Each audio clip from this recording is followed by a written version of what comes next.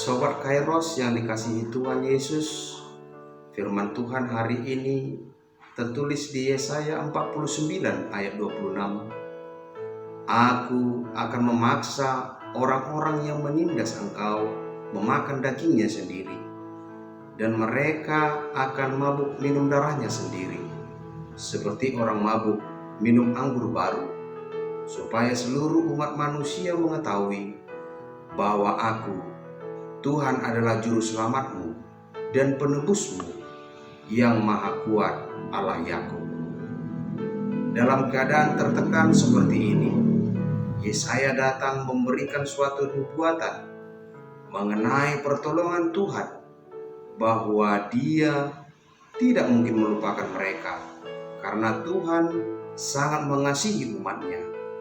Melalui nubuatan ini, Allah berjanji untuk memberikan kelepasan kepada umatnya jika mereka berbalik kepada Tuhan. Allah memberikan kepastian ilahi dan pemulihan kepada setiap orang yang percaya yang sedang mengalami masa-masa kesulitan.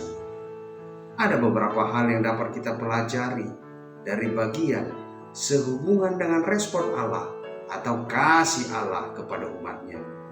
Yang pertama, kasih Allah kepada kita lebih besar dari kasih seorang ibu. Kasihnya lebih besar dari kasih seorang ibu kepada anaknya. Seorang ibu bisa saja melupakan anaknya, namun Tuhan tidak akan pernah melupakan anak-anaknya. Ia adalah Allah yang setia, sekalipun kita tidak setia. Jika kita berseru kepadanya, Dia akan mendengarkan, terlebih ketika sedang dalam kesulitan dan keputusasaan. Yang kedua, belas kasihannya untuk kita tidak akan pernah berhenti. Dalam situasi bagaimanapun, Allah akan selalu menolong kita. Belas kasihannya tidak akan pernah berhenti. Terkadang kita sendiri yang merasa seolah-olah Allah telah meninggalkan kita. Tetapi sebenarnya Allah selalu bersama dengan kita. Hanya kita yang tidak menyadarinya. Allah selalu memperhatikan kita dengan penuh kelemah lembutan dan kasih. Kita pun seharusnya terus yakin bahwa Dia tidak akan pernah meninggalkan kita, karena Allah tidak akan pernah tertidur. Dia akan selalu menjaga kita dalam situasi apapun. Yang ketiga, bukti kasih Allah yang besar ialah bahwa Dia telah melukiskan kita di telapak tangannya, sehingga Dia tidak mungkin melupakan kita. Artinya, kita tidak hanya diingat, tapi kita juga ada pada genggaman tangannya.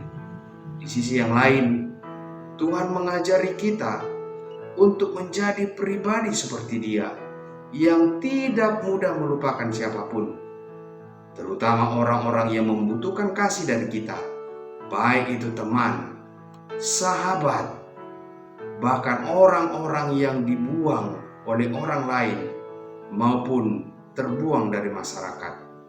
Marilah kita belajar menjadi pribadi yang tidak mudah melupakan kasih dan perbuatan yang baik dari orang lain. Minimal mengingatnya, walau hanya melalui doa-doa kita. Jika kita menjadi pribadi yang mudah melupakan kasih dan perbuatan orang lain, maka bagaimana dengan kebaikan Tuhan? Apakah kita juga melupakannya? Tentu tidak. Ingatlah kebaikan Tuhan. Ingatlah kasih setianya kepada kita yang kekal sampai selama-lamanya. Amin. Selamat beraktivitas Sobat Kairos. Tuhan memberkati.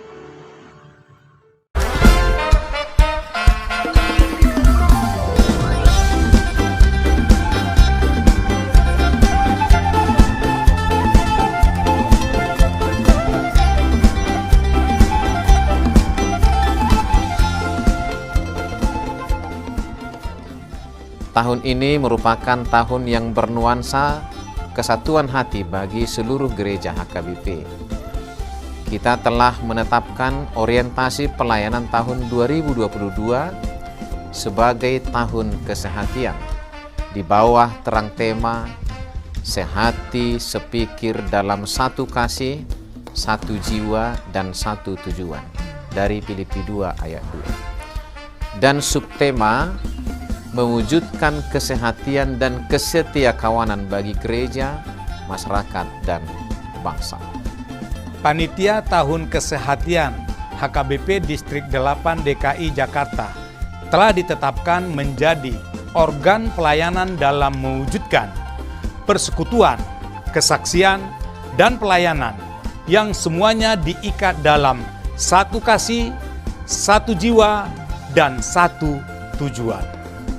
Kesatuan hati dalam persekutuan, kesatuan hati dalam kesaksian, kesatuan hati dalam pelayanan bukan hanya membina soliditas internal semata, namun juga menyangkut relasi, hubungan yang baik dengan dunia luar kita. Maka untuk mewujudkan kesehatian yang nyata dalam kehidupan warga gereja, Panitia Tahun Kesehatian HKBP Distrik 8 DKI Jakarta berkomitmen untuk berkarya dalam program-program kreatif dan relevan dan bernilai tinggi untuk menguatkan visi dan misi kerajaan Allah di dunia ini. Kami mengajak seluruh elemen gereja, baik pelayan penuh waktu, pelayan takbisan dan non-takbisan, serta seluruh jemaat dan para pemerhati lintas denominasi, mari bersama-sama mendukung dan mensukseskan seluruh program-program pelayanan yang telah ditetapkan, baik dalam doa, daya, dan dana. Semuanya akan menjadi persembahan yang hidup bagi Tuhan untuk memperkokoh persatuan yang hidup dan saling melayani di tengah kehidupan yang penuh dinamika ini. Marilah saling mendoakan, saling menopang, serta bertolong-tolonganlah menanggung bebanmu. Demikianlah kamu memenuhi hukum Kristus. Horas, horas, horas.